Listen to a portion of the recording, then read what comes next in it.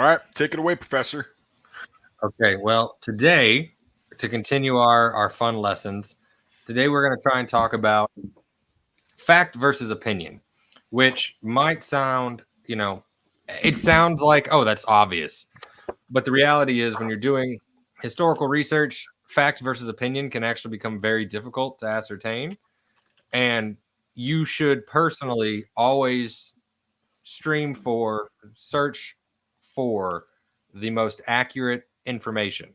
And sometimes it's not your fault. So we're going to kind of just discuss what it means and also look at some of these cases where you might be right, you might be wrong, you could be both, and how do we work on it going forward? Because the reality is, if you want to be a good historian, you want to do good research, you need to make sure you are as close to the truth as possible. So obviously, if you're writing a paper, you're writing a research paper, a book, an article, whatever you're doing, you got to use your primary sources.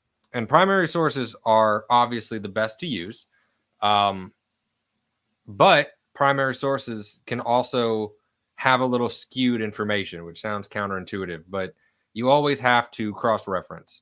And this always helps avoid these pitfalls. So, for instance, if we're doing something and you're going to use newspapers, newspapers are infamous during the war, especially if you're doing a military one, for sensational writing.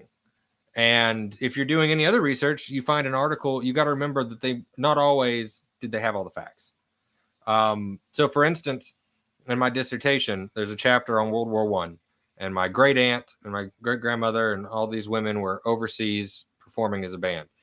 If I just went off the newspaper articles, it would be this sensational story about how they were performing in a theater in London, and then a German air raid happened, and the theater was bombed, and a piece of shrapnel hit one of the tubas, and they picked up this shrapnel piece after the bombing. That's what all the articles said. Well, then I got lucky and found a woman that had diaries from one of the women in the band. And when I went to that day, she wrote very meticulously every day. And she mentioned that, yeah, they were in a theater, but the theater never got hit by a bomb. Instead, she mentions that they hid under the bleachers. And after the air raid was over, my uncle, Glenn Condon, came in with a piece of shrapnel he picked up from outside. And then he gave it to him. So the newspapers sensationalized it. And so had I written it using my sources, technically I'm wrong, but the only knowledge I knew, I was correct, right? But because I did this extra step, and I admit part of it's getting lucky, that's just the reality of the research, I was able to correct it and have the true answer, right? So no matter what you do, you have to always try to dig just a little deeper, just a little deeper. And sometimes you can't help it. Sometimes you cannot reach that level of perfection, but you should always strive to get close. Some other examples of this are an exhibit I'm working on right now. And there's a guy, he was killed over Vietnam. And the story is that they were flying a run, and an anti-aircraft round burst inside the cockpit, and it set off his ejection seat. So he got ejected into a North Vietnamese compound, and he was alive. He made a radio contact and said he had a broken arm and 2 broken legs, but he was alive. And they tried to get to him. Pararescue tried their best to get to him, and they couldn't. So he's listed on the list of the missing in the Philippines, and his family received a POW MIA medal. So he's been officially listed as MIA. And I should pause real quick to point out that Michael's late to class. Always sorry. sneak in to the back of the room. So anyway, he gets ejected, kills him. So he's listed on the tablet of the missing. The family has the POW MIA stuff. So you are correct in saying that he's MIA because his record says that. However, if you actually, look for the reports and the accounts, they did make it to his body, but they couldn't recover it. So they did confirm he had been killed. So he's technically KIA, body not recoverable. Like, that's the actual designation. So at this moment, you can be right in both. He is KIA, but they never recovered his body, so he's also MIA. So which term would you shoot for? And I would argue you shoot for what's more correct. And in this case, KIA, body unrecoverable. But no matter what you do, you're going to have to decide what level you want to actually dig in and be a part of, right? You want to make it better. A story that a lot of people deal with, and I have trouble with this just personally, but I know it's an argument that I've had multiple times in grad school and with other authors, is trying to say something that you might think is right, or at least all the evidence points to being correct. But if I can't prove it 100%, I'm not going to say it. So we had to do a book about the Aztecs in one of my classes. And the woman has done extensive research. However, she makes a lot of educated assumptions in her book and talks about things as if she's telling you the exact, this is true. This is exactly what happened. And the issue is, historians that do this, people read their stuff and think, oh, obviously this is now fact. But it's not fact. It's opinion. It's educated opinion, but it's still opinion. Right? Or another issue I have with historians that write is sometimes they want to make a book a little better for the public, or in their opinion, what's better for the public. So they'll write things, the soldiers sat around the fire and talked about home. I mean, yeah, sure, maybe they did, but unless you have like a letter that says, yeah, we sat around and we all talked about, our girls back home, you have no proof that they did that. They were very well could have been sitting around the fire talking shit about their commanding officer, right? But it's up to you to understand. But you also, I think, skew the true history when you start adding things in that, in your opinion, are likely, but not 100% true, right? And now that we've got Michael, I know we all have examples. I know, Michael, we could talk about D-Day and talk about Omaha Beach all day on what is fact versus opinion. So what's a good one that you've run into that it might be true, but you can't find any evidence to 100% prove it?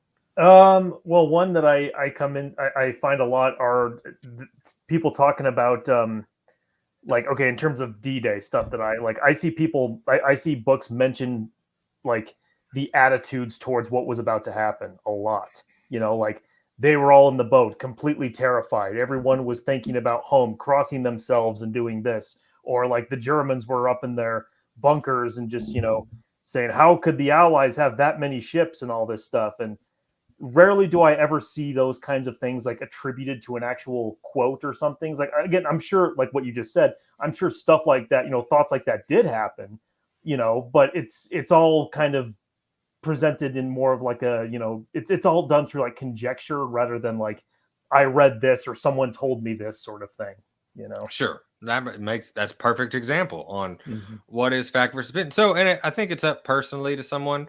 If you're making an educated guess, it doesn't take away from the history. That fact doesn't really matter in the big scheme of it. What they were thinking doesn't skew how the battle happened, but it's just something that everyone has to make personally if they're comfortable making these assumptions in their work. And as long as you do it that way, I don't think it's detrimental.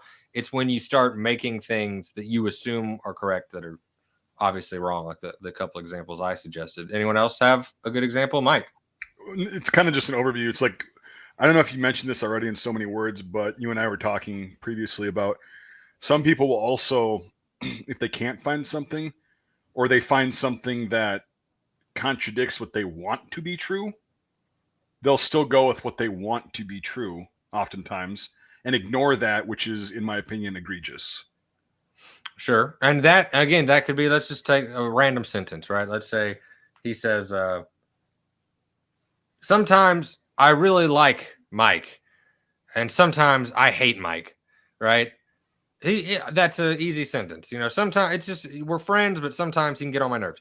If a historian were to say James hated Mike, and he even quoted that half the sentence where I said I hate Mike, that is still technically true. I said that, but I don't hate Mike. If you read the full quote, I'm obviously showing that we're friends, we have a relationship, but you can skew history that way too, which is also a big problem in how you change the narrative, right?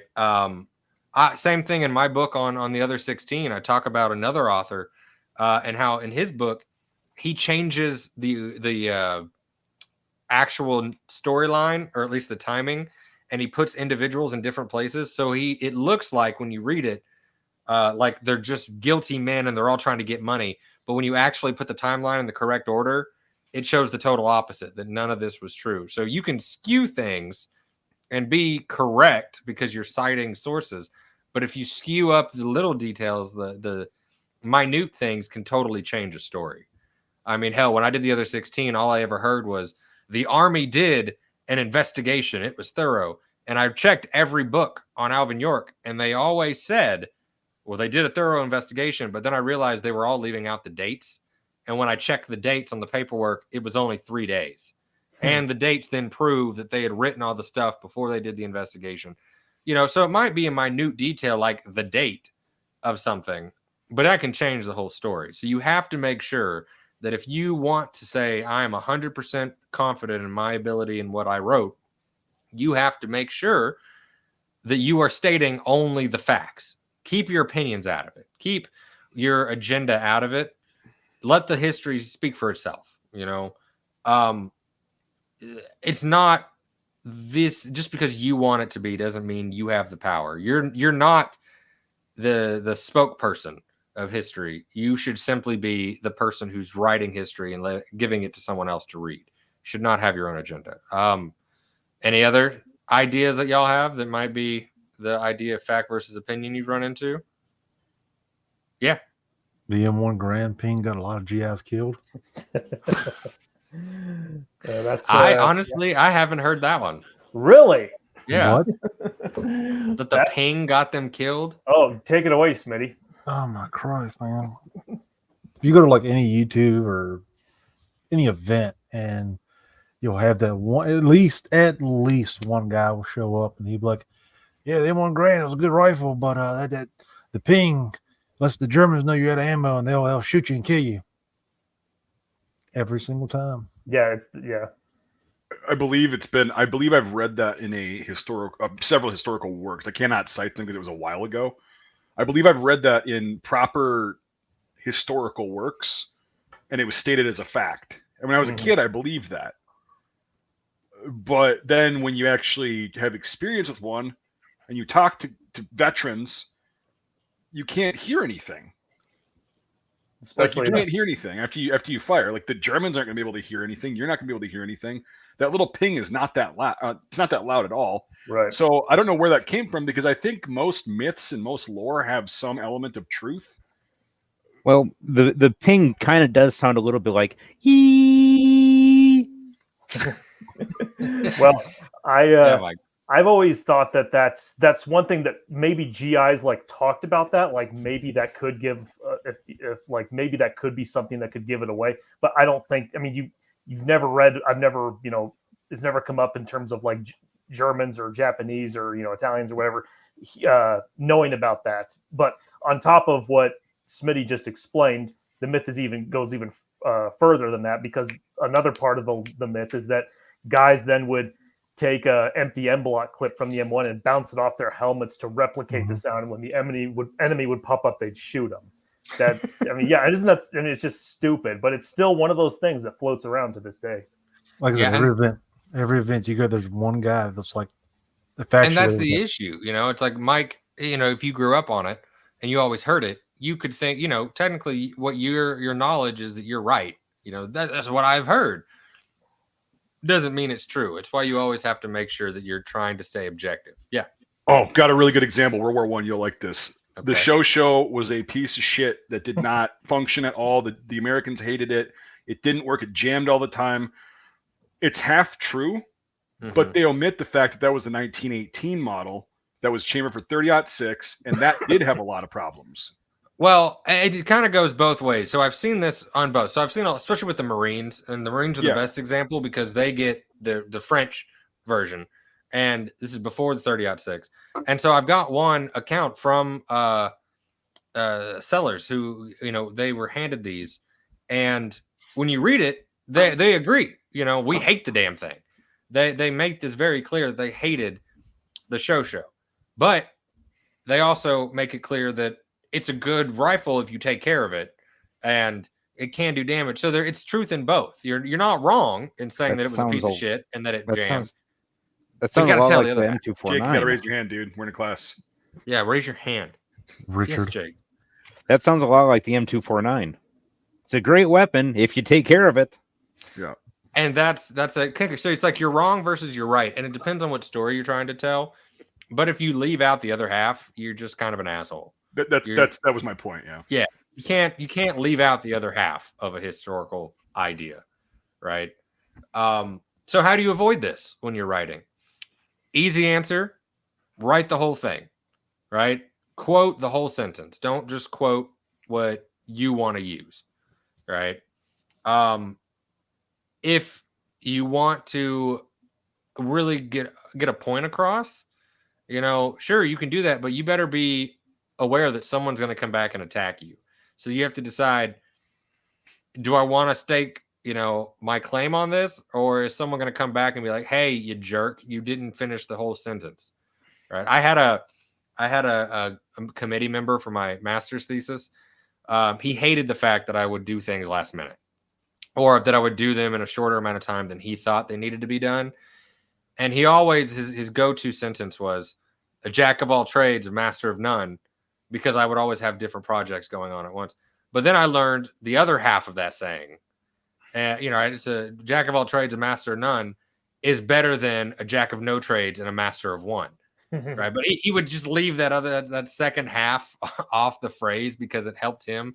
But once I learned the other half, he hated it. I would use it against him, and he stopped for a while. Right. But that's just an example that if you're going to really do good work, you need to make sure that your work is down to the T, accurate of exactly what's going on the whole.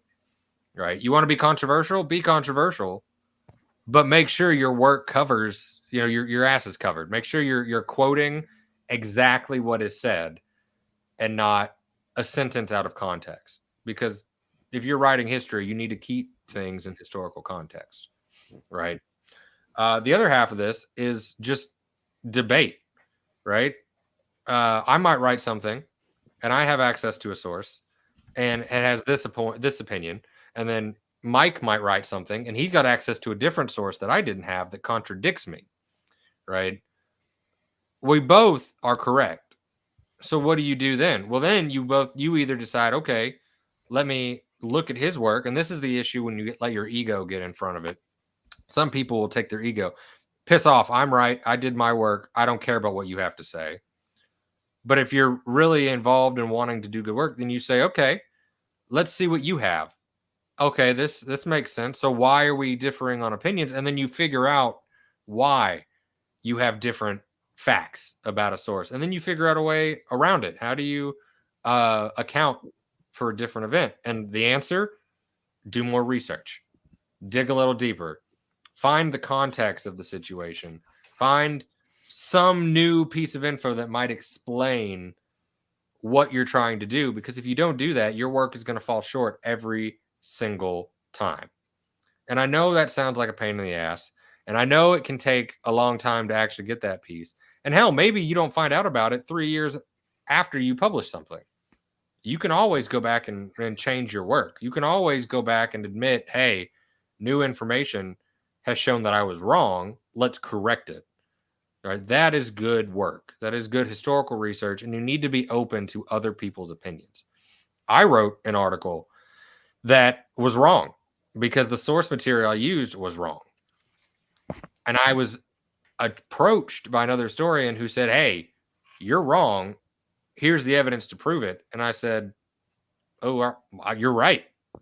Help me get it right. And then when I published my book, I put in there, this has previously been written about by myself.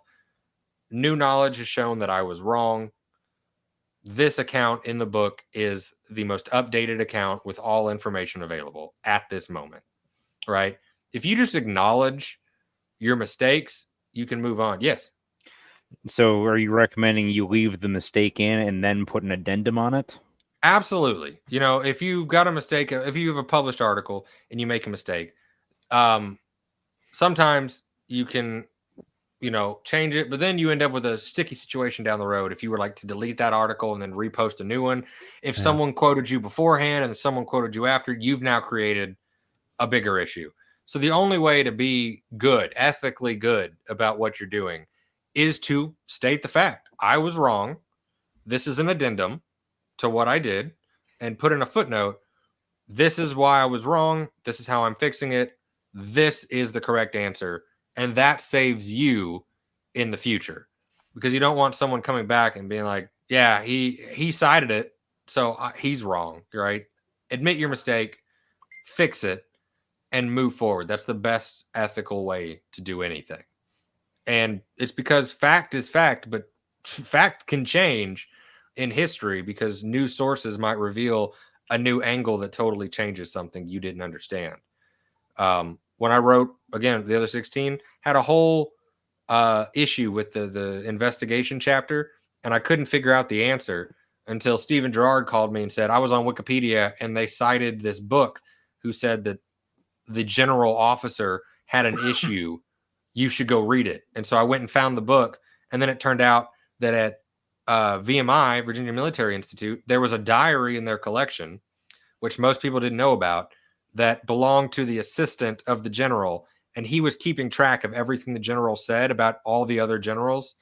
And he would write all the dirt, who he hated, what the general said about them. And that changed my entire look on my research paper. And I rewrote 3 chapters to add that information. Yes, Mitty. So, speaking on that though, how did you get in? I mean, did you go out to VMI or did you have them photo copy the text to send to you, or how did that go? I did most of that research during COVID, so I could have called them and had them digitize it. And you can still do that, right? You call and ask the archivist and say, hey, I'm doing this research. I know there's a document in your account. Could you digitize? And sometimes, if it's reasonable, they have no problem doing it, right? Sometimes it's best if you go there and look for it. But I got lucky in the case that another historian knew that everyone was using this work, so he actually edited it together and then published it as its own book. Cool. So I bought his book. But there's several options there, and it was like the smoking gun to explain everything. Who hated who, what the reasoning is they might have had to do something. It changed everything, right? And it's a little detail that I had not found.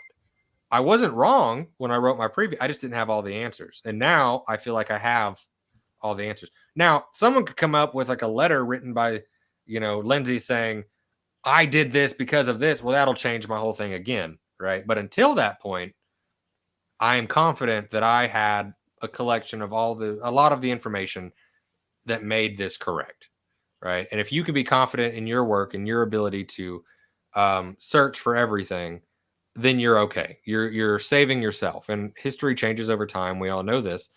So you shouldn't shy away from the fact that you can be wrong. It's okay. You just have to make sure you fix it. That also kind of leaves into this point that I see a lot in the university side, and even some adults, people that are in the career. You need to be able to accept criticism. I mean, that's this big one. Fact versus opinion. You need to accept criticism on people's opinions, right? When I turned in a paper to a professor, they would tear it up. And then I'd get my grade and I'd go back to them and I'd say, I know you gave me the grade. Can you please go back and treat me like a colleague and rip this thing apart? Because I want to get better and I need to see what I've been doing wrong. And that's how I got better. I would take those papers and send them to journals and publish. So I had published 7 articles by the time I graduated as an undergrad. But I also had people, colleagues, classmates that hated getting any reviews. They felt like any comment was a personal attack against them. And that's not what it was. This is professional work. You need to be able to accept the fact that you get things wrong. But they would get upset. They would cry. Oh my God, he tore it apart. Great. I welcome getting torn apart on any of my work because it makes me better. It's going to make everything better. So that's another thing that you have to make sure you are willing to accept criticism, because you can't get better from it. I mean, Mike and I will have an argument about something, and I'll throw a document or something out there that changes. Like, here you go. Here's the document. Cool. We both admit we can be wrong, and we change it, right? It's for the better. And at the end of the day, if you get all the facts and new facts, it changes the whole story, right? I've seen this with the Marine Corps stuff. People will write, oh, my cat is here. Oh, go away. The Marine Corps, they'll write about General Pershing hated the Marines. And people will write about this all the time. You know, Pershing hated the Marines, yada, yada, yada. And they cite things that on the surface look accurate. But then someone wrote an article about, you know, let's actually talk about this. And he broke it down. And then you realize, oh, wait a minute. He doesn't actually hate them. This is actually a logistical sense of why he was moving them around, why he did this, why he did that. Now, did he hate him? He might have. You know, he might have personally hated him. And I know a lot of Marine officers that stated this, like, you know, Pershing hates us. But at the end of the day, is that their opinion? Did Pershing say, you know, the Marines can go fuck themselves? I don't know. It's not written anywhere. He might have. He might have said it. So it might be very true. I don't feel comfortable writing it as a fact because I cannot prove that he said it. Right?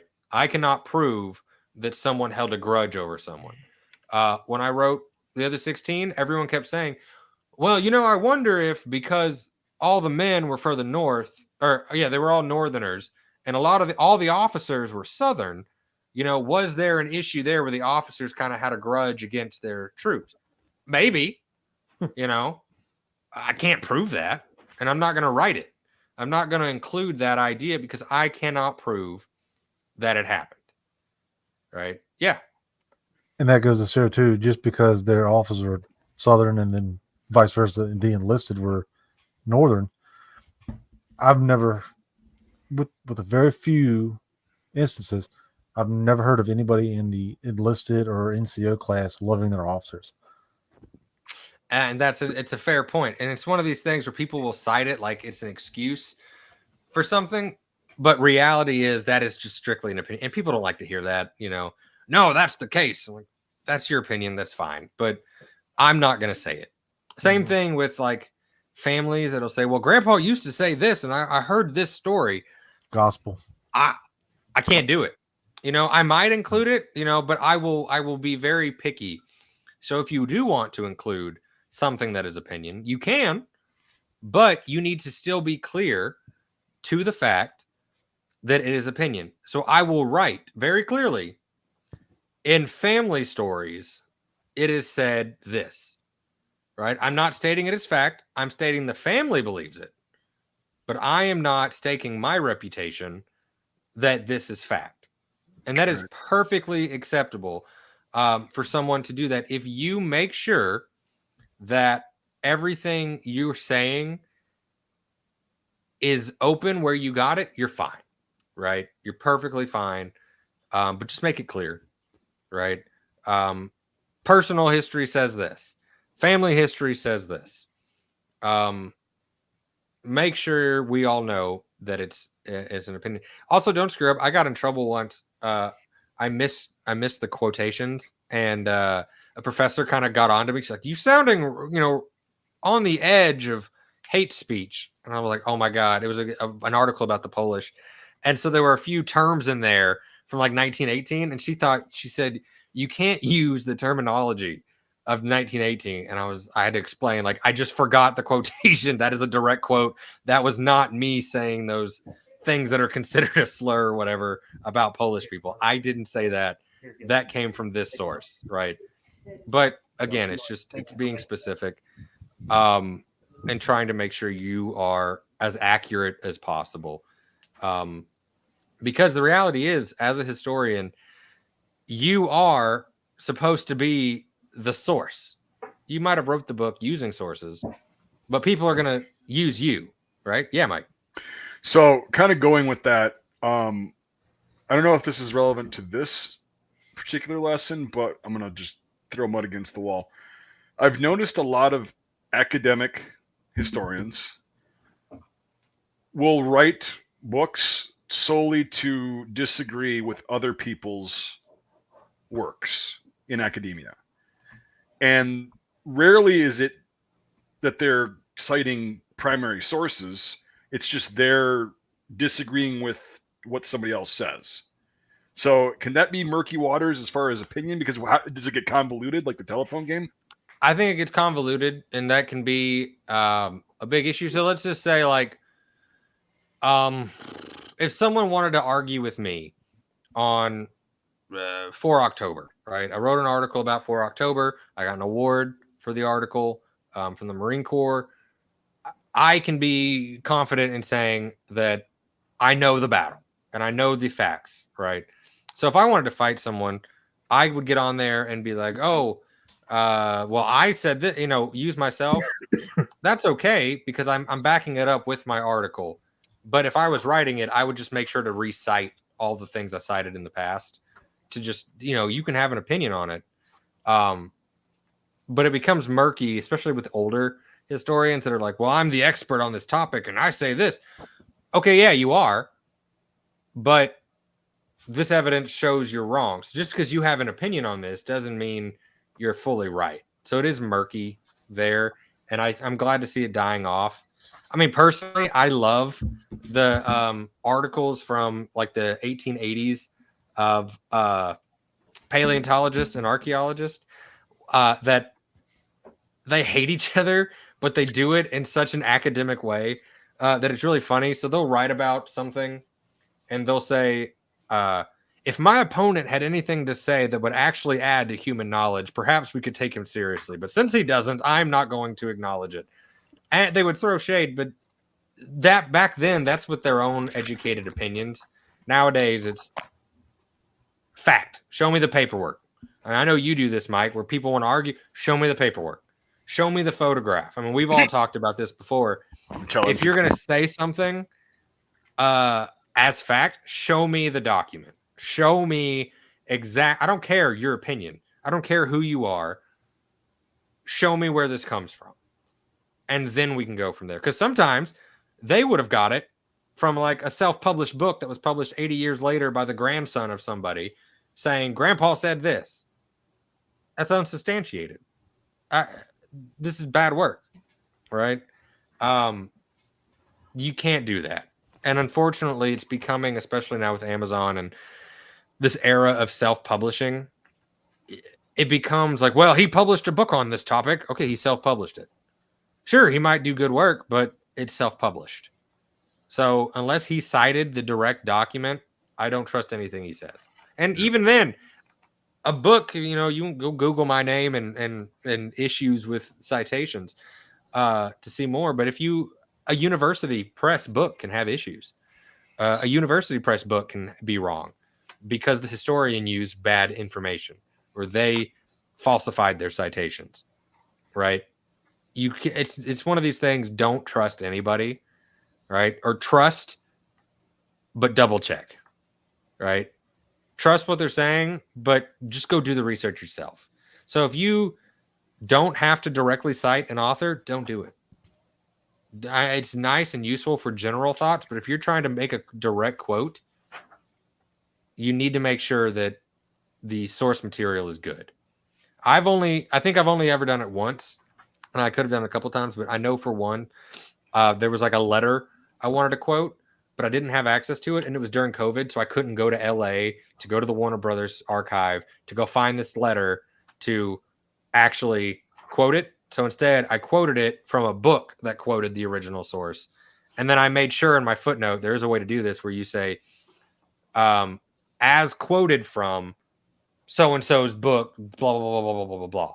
So you're covering your tracks, right? And that's the best way. If your book has 700 citations, that's a better option than you just finding something else and being wrong, right? When in doubt, cite it out. That's what I tell my students when they write research papers.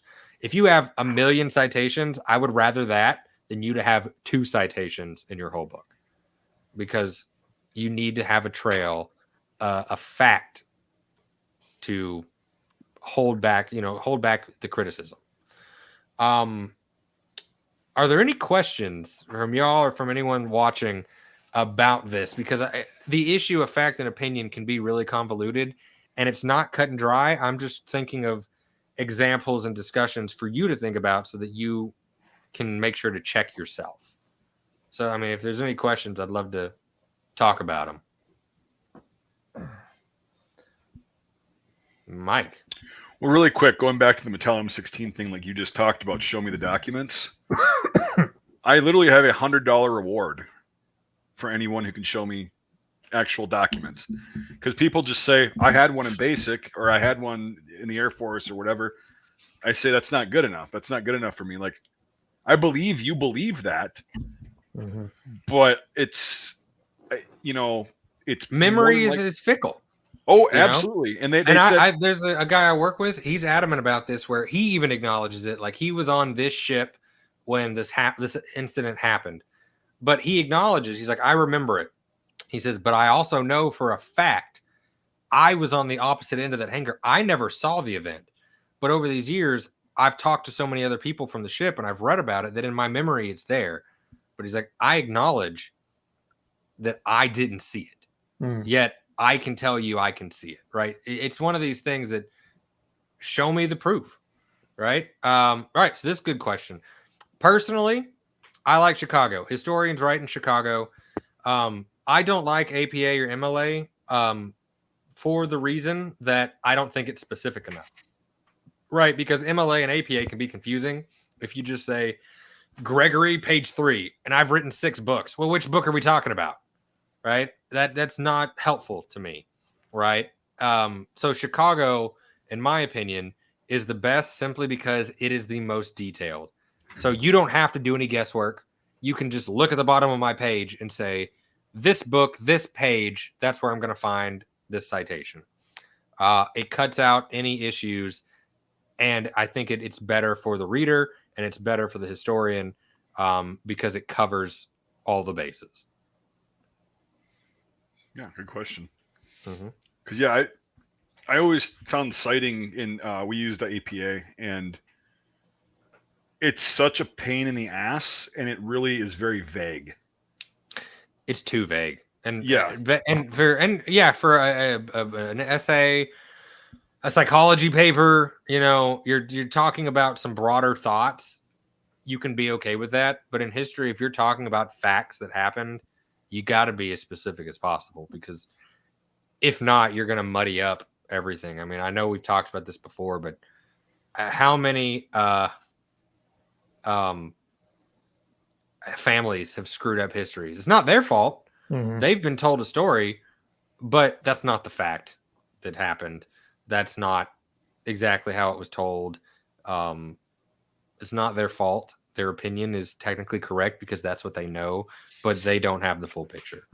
And I see one of the things in the comment is about, historical backing for the Trojan War. So I mean, that's just a bigger example. The Trojan War is written about and was considered myth, but I mean, it did exist. There was a war. Troy itself was considered a myth until Heinrich Schliemann discovered it. In fact, I have a book here on my shelf. Hang on, let me grab it and I can argue about this.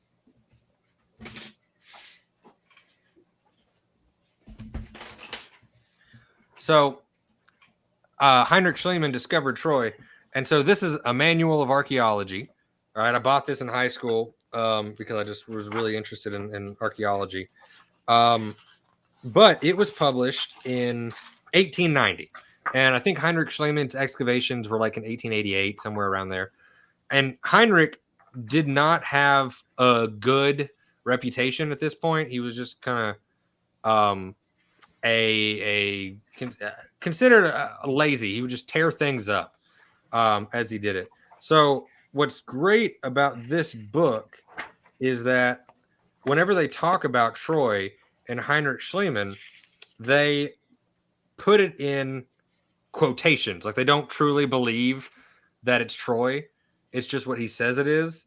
So it's one of these things that, maybe he's telling the truth, but, and I don't know if you can, if we can see where my finger is. See, or my middle finger is Troy in quotations because they don't believe he's telling the truth, right? But it turns out that was Troy, and they later archaeologists go in there, they do excavations, they find proof like a Roman coin that says Ilium, which was the Roman term for the city.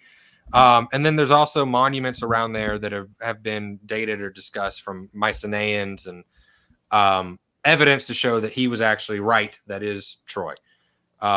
So that is one of those things that facts are always popping up to change history. Were these other historians wrong? No, they were wrong in the general sense, but in their time, if they did their work right, they were correct. It's just that's the nature of history. And Michael here commented that addressing history is important. That there is bias, and where they can add. I add bias. I know this, right? It's an active thing that I have to be aware of myself.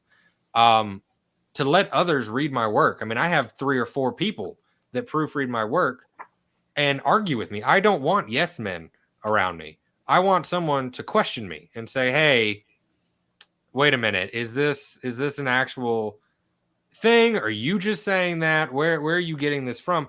Because I could write, a different perspective on, like, again, my dissertation's on a family member, my aunt. I have to keep that in mind and realize that not everything is something that is rosy. I need to acknowledge the negative. So the other half of that is to make sure you acknowledge the bad. If there's good and bad, acknowledge both, right? Or keep things exactly to where it is, right? Don't expand beyond. You're talking about one thing. I do it at work where I live in the South. Historical figures are controversial, right? They're in the South, deep South. So the way I have to look at things is when I'm talking about military history, I only focus on military history, right? If they did something outside of that, they were a politician that was they were for segregation, probably, but I'm not talking about that. I'm talking about military history. Anything they did beyond that is outside of the scope of what I'm discussing. That's a different conversation for a different group of people. I am talking about this. These are the facts. That's the end of the story, right? It's LSU started as a military school. All the professors after the Civil War were Confederate officers. All the students except one fought for the Confederacy. It's just a part of it, right? I don't shy away from it. I acknowledge it. It's just what it is. But I don't get into bigger discussions because that's not the point. The point is I'm going to tell you the facts. Your opinion on the matter is your own, but that is not the goal of my museum. That is not the goal of my research. The goal of my research is to tell you who it is, what they did, how it applies to military history. That's the easiest way to keep yourself covered, right? I don't care about your opinion on politics, right? I don't care about your opinion on was this the right thing to do or not the right thing to do. I don't care. That's not the point. The point is, what are the facts? We used to, as an undergrad, the thing they would give the history students is a paper that would say, "Do you agree or disagree with dropping the atomic bombs?" And this was always, a paper that students, you could not really tell where they come from and what their opinions are. But in the end of it, I realized that I removed that assignment when I started teaching because I didn't care. I don't care about their opinions on what it is. Yeah, I'll tell them the facts, what led to some of these arguments, why we did it. Who cares about your opinion on the matter? Who cares if you think it's right or wrong?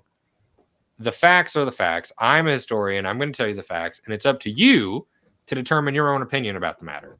Yeah. Right? Yeah. Not our job.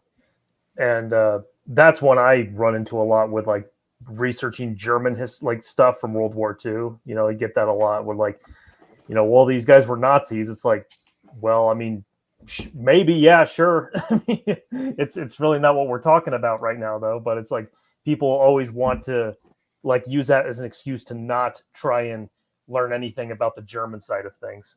Dealing with the Confederacy down here, that's always been a thing. When I was teaching in Oklahoma, when I was teaching here, yes, the Confederacy is bad. In our standpoint, absolutely. They were Confederates. They left the United States. As a whole, the Confederacy is bad. But the majority of Confederate soldiers were drafted, and the majority of Confederate soldiers don't own slaves. They're just some poor farmer that got drafted because he happened to live in the South, right? Yeah, he's a Confederate soldier. That doesn't mean he supported slavery. It doesn't mean, I mean, who owned slaves? Not these poor farmers. They're in the same boat. The poor white farmers are in the same boat as, poor black farmers after the war. There's no difference between the two. But people just see it as, oh, it's Confederate. That's bad. That's not how history works. That's not the facts. That's an opinion you've made.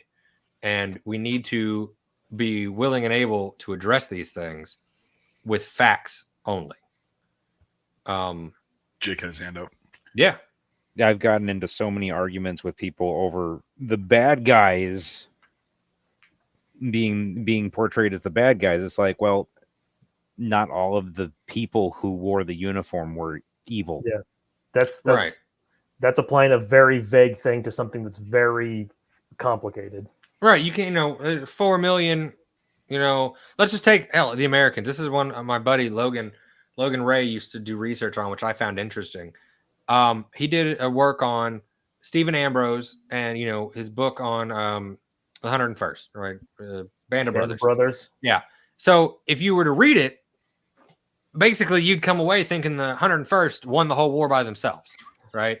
And that 101st is the greatest unit. They're the stand-up guys. They're the example for the American army. What he doesn't include is that the 101st had a lot of problems with raping locals. And in fact, a large amount of the men got in trouble for sexual crimes against locals. And a lot of them got in trouble for murder. Like, these aren't the cream of the crop. Some of the guys are great. I'm sure Winters was a great guy. But those 5 men that were like, these are great guys, they're not the rest of the thousands of the unit. There are some shitbags who commit horrible crimes, which we would attack any other unit. We attacked the Nazis. They raped women and children. They did all these. So did Americans, right? It's an unfortunate part of warfare. It's not a fun part of history to talk about, but we have to acknowledge this. So to write a book like that, like, oh, it's American exceptionalism, we have to acknowledge the bad. I mean, World War I examples, the Alabama National Guard tried to lynch a black man when they got to New York before they shipped over because he dared to be in their area. And then when they got overseas, there's several instances of racial violence where they were lynching black soldiers, soldiers themselves being lynched in France because the Alabamans didn't like them, right? And in fact, we've been keeping track. Me and Steve Gerard have kept track of these. We find black soldiers being killed, and the list on on their burial card is killed by MP. Right? So, and this isn't once. We found multiple, people that says killed by MP on their card. It does not surprise me. Exactly. Racial violence. And then, of course, you come home, you have the bloody summer, red summer of 1919. You have this huge push for racial violence in the United States after the war. People don't like to talk about it. I lived in Tulsa, Oklahoma. It's where I grew up.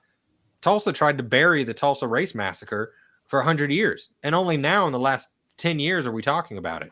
I grew up there. I was never taught it, right? It's one of these facts of history, and they called it the Tulsa Race Riot. And that implication is that the black neighborhood is the issue. But we now see it the other way. Yeah, Smitty. Yeah, like you were just saying, if you don't talk about it, you're just one step away from propaganda. You have to talk about the bad. You have to give everything, not just the good. You can't glorify it all. If you just talk about the bad, or if you talk about just the good, how great these guys, like Front Towards Enemy said, the Superman complex. If you talk about how great they were and they never did anything bad, you're one step away, if not 100% propaganda. And the opposite works too. If you only talk about the bad and you never talk about the good, vilify them. You're doing the same, right? Yeah, Mike. And so that's kind of, what I'm noticing about this thing as a macro kind of overview is opinion causes a lot of problems in everyday life, but in history especially, because it's your opinion that Confederate soldiers were bad, right? It's an opinion, right? It's not an actual fact, but it's been propagated to people as a fact, like in schools, just in general life. Like it's just, or Nazis bad, Germans bad, anything. It's like good, bad, all that shit. That's an opinion, and then also your opinion can prevent a conversation from happening and prevent actual information from getting out. So all I see it as is a giant roadblock and a huge obstacle for actually doing history correctly.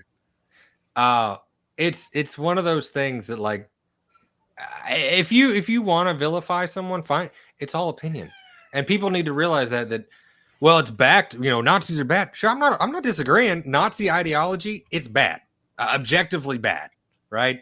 And no saving grace there. But not all Nazis are bad. One of my favorite professors was born in Nazi Germany, right? His family, so you're like, oh, he's a Nazi. Sure, yeah, his birth certificate is stamped with a swastika and an eagle right there.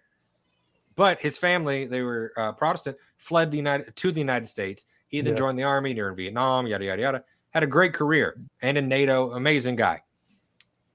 But you could easily throw that on him. Well, he's a Nazi because he was born and raised there. That's not objectively true. Exactly. So hang on, Michael, go ahead and we'll do one in the questions. Yeah, I just another thing about that is that even if you are going to talk about someone's ideology in history, what this person believed and all that stuff, it should not dehumanize them at all. That's, if I can just for a second talk about my film that I made, Reveille, like, because it has an American and German perspective on it. When I was talking to some people about it, because it's part of half of the movie is from the German perspective, and we do humanize those characters in it. And some people who I talked to about are like, so these guys aren't these aren't Nazis though. These are just like drafted Germans who just are poor guys that are thrown in this war. I'm like, well, they might believe in that. They might believe in being a Nazi. That's not what the movie's about, though. I mean, it's not. Sure, they might believe in all that stuff, but that doesn't mean they're not human beings. Yeah, that's, you gotta right there. Humans are complicated creatures, and it's that part is, it's like my favorite thing. I used to do this to my students. You put it on the board, and you're like, all right, I'm giving you 3 options for a leader, right? And it's like option number 1. He has mob ties. He's been kicked out of office before. He is a known alcoholic. He's a known womanizer. And he doesn't have any experience with the military. Option number 2, he's a drunk. He has been kicked out of office. He has lost his race 5 times. He openly has ties to criminal organizations. And then option 3, he's a veteran. He's believes as a vegetarian. He loves animals, supports animal rights. And the majority of my students would be like, option number 3, of course. And then you put on the board, it's Franklin Roosevelt, Winston Churchill, and Adolf Hitler, right?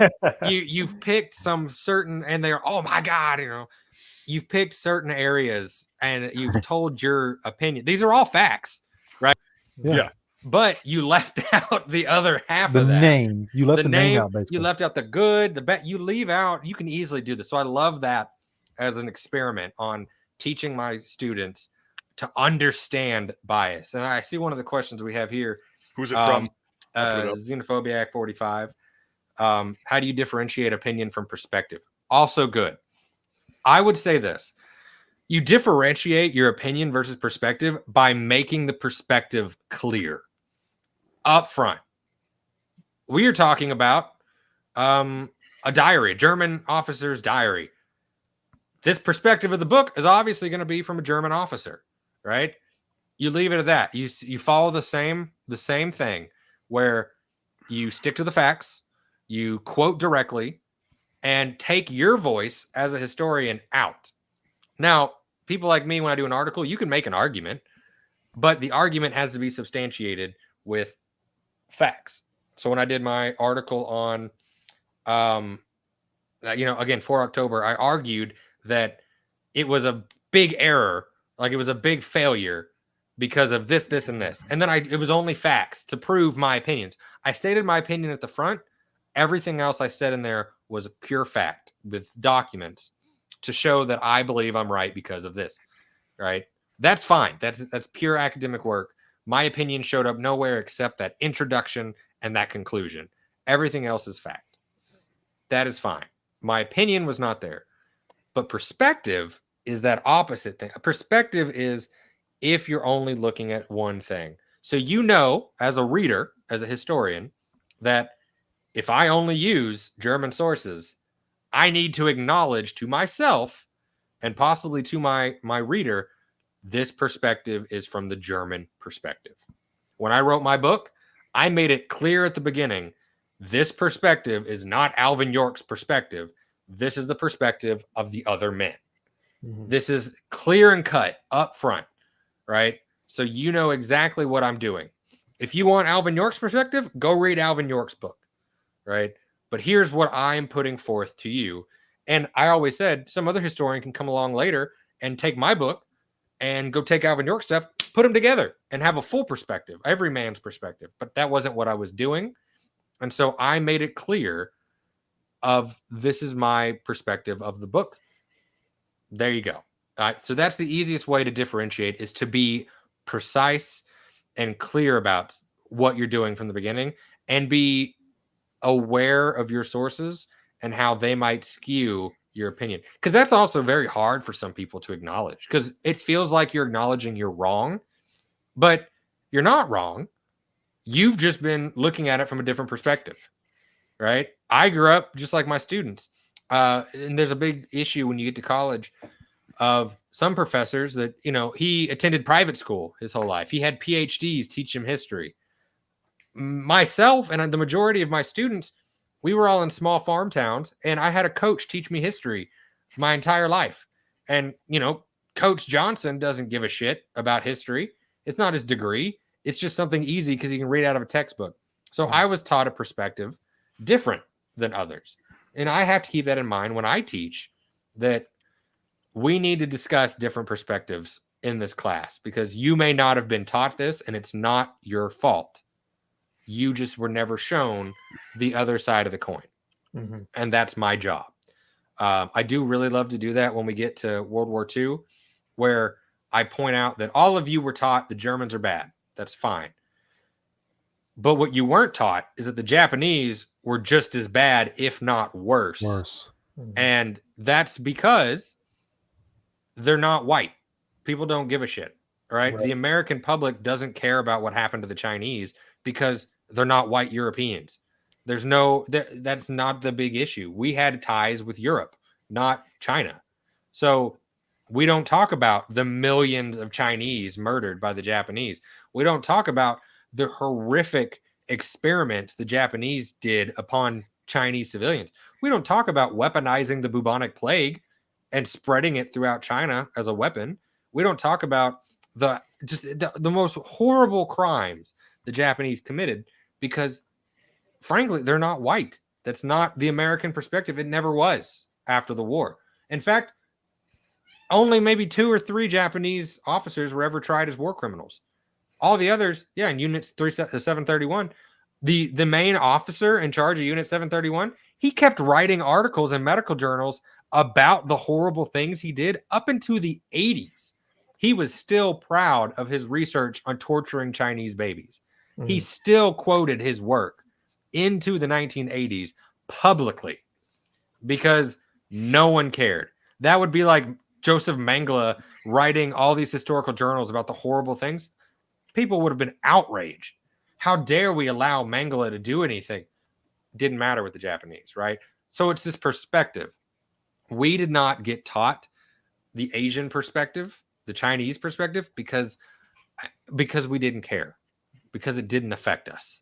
And now people are finally going down and talking about the nitty gritty. That's what I do. I spend a whole day. The Holocaust has been beat into the kids, since the 5th grade when they read Anne Frank, right? They know the Holocaust. So I don't even talk about the Holocaust other than I just remind them, refresher. Then I talk about what happened in China and talk about what happened in Korea, right? Because these are important things. If we're going to talk about history and we're going to talk about the history of World War II, we're not going to exclude a perspective just because it doesn't fit into what makes us comfortable, right? So you have to acknowledge that history is not. I'm not denigrating one. I'm not making them one's more important than the other. I'm Yeah. simply saying we need to consider all the sides. And again, we need to consider the Americans were doing bad shit. We were being bad. We did bad things. Right. But also need to understand that some of these decisions were made because of circumstances that we need to, like the bomb.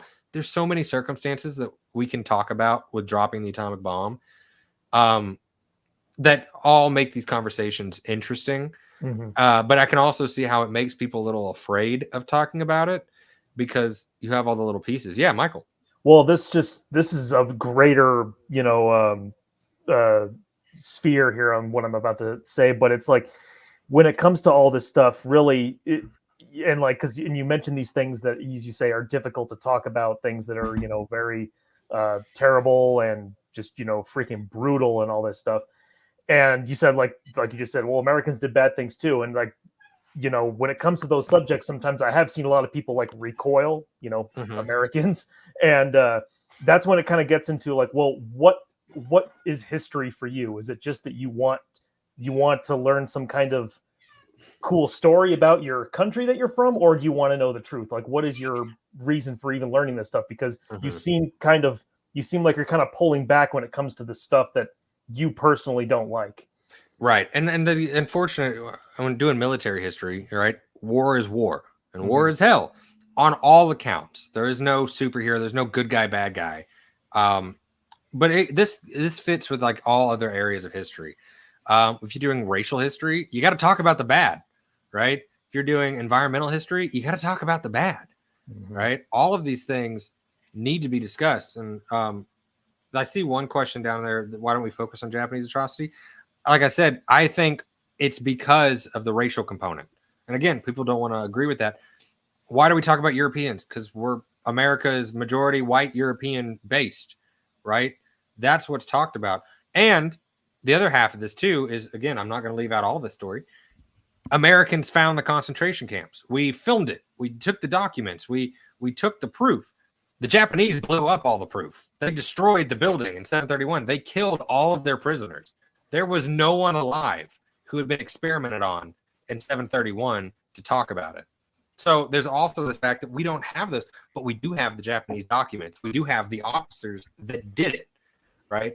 So there's not only that racial thing, but also actual factual issues. We don't have the same coverage of Japanese atrocities as we do with Nazi atrocities. Yeah, go ahead. So do you find that as you get closer to modern day historical documents that there's less or more of history is written by the victor? So unfortunately, the more we get into the present, the less documentation we get because most things are digital. The Iraq and Afghanistan wars are going to be the least documented wars in history because everything now is electronic, right? No one's keeping files on files on files on files anymore for an archive. They're going to be digital. So there's that issue.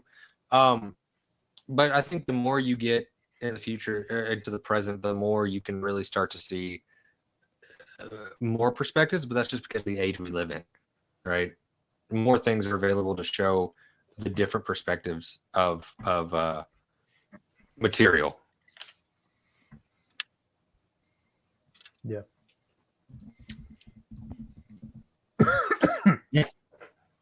Before I got to jump off a little in a few minutes, Mike, DDay Through German's Eyes. I'm sorry, what did you say?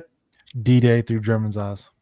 Oh, are you talking about the book by Holger Eckertz, or just in regards to this podcast? Okay, so you're talking about the book D-Day Through German Eyes, right? Yes, okay. yes. Yeah, that one right there is really interesting because that entire book is a fabrication, and it's all a whole bunch of German stories. Each chapter is a different German perspective. Although there are no sources in the book, none of the names are in any other book. It's the author's name isn't the guy's real name. None of the stuff has ever been proven. So it's come to light that book is completely made up. But that book is, it's really weird because it's like, why would someone do this? They're just trying to create this mythology. They're creating their own history. They want this stuff to be real for some reason. And I understand that there's very limited German stories when it comes to this stuff, but making up stuff is not the way to go about it. And it's all very, very, you know, sensational and stuff like that. And yeah, that book right there, I had to deal with that book years ago. Well, And, yeah, that's not even new. I've got a book on my shelf, like The War as the Americans Saw It. When you actually go through, some of the accounts are so obviously fake. It was written in 1919, but there's one account of an American. He says he's a Marine, but then he mentions the Australians, and he goes off on this whole story that can never be. That it's so bad and easy to show that it's wrong.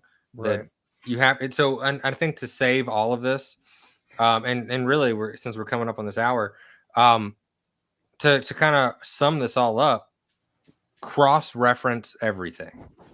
Think outside of the box. Look for sources you wouldn't normally look for, and always cross-reference. Don't just trust one single source. Look for other perspectives. Try to make sure that you are covered on all angles, right?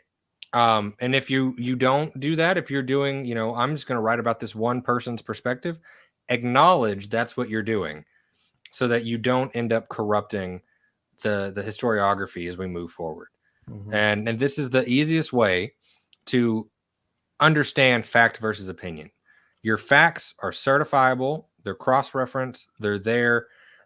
You are as positive as you can be, but also you acknowledge that you can be wrong and they could change in the future. That's just how history works. There's no getting around that. So you have an ethical duty to make sure that everything you do is cross-referenced, it is cited to the T, and you are providing the next step for historians to follow you and finish writing that history and to make it better over the years, because new documents show up all the time, new material shows up all the time, and you have to be willing to understand that. So with that, we can end class for today and cover more. I'll just go through really quick what we're going to be doing next week, or not next week, but next episode. We're going to be covering, the next one's going to be probably a longer episode, because we're going to be going over sources, which is probably you mentioned it quite a bit today, but getting into it and kind of clarifying what is a primary, secondary, and tertiary source is, I think, the most critical part of doing any kind of serious work. And so that's going to be the next one. We're going to go as long as it needs, just like this one. So yeah, we'll get that, and then I'll try to do an advanced thing so you guys know, hopefully a day ahead of time. Yeah, that's my bad. It's fine. No, sure, I had nothing to do today. No, but no, I'm saying the viewers too. Like, I'm going to put the stream up so people can, like, you know, bookmark it and everything, because that one is going to be, in my opinion, for the foundation, the first season, the most important thing absolutely that you can know. So anyway, good questions today in the comments. Keep them coming. That's awesome. Glad to have the interaction. That's what we're here for. That's what James is here for. So yeah, I think that about does it. Wraps her all up. Oh, come on. This little thing popped up. Hold on. I gotta. All right. Yeah. All right. Thanks, guys. We'll see you on the next one. Thanks. Yep.